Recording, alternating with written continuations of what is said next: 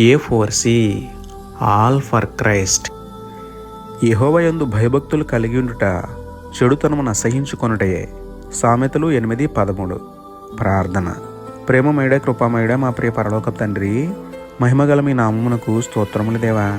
అయ్యా, లోకానికి లోకస్తులకు భయపడేవారముగా కాక లోకరక్షకుడని మీ యందు సంపూర్ణ భయము కలిగి అనుదినము ప్రార్థన చేసుకుంటూ వాక్యమును ధ్యానిస్తూ మీ చిత్తానుసారంగా జీవించే బుద్ధిని జ్ఞానమును మాకు మెండుగా అనుగ్రహించండి తండ్రి.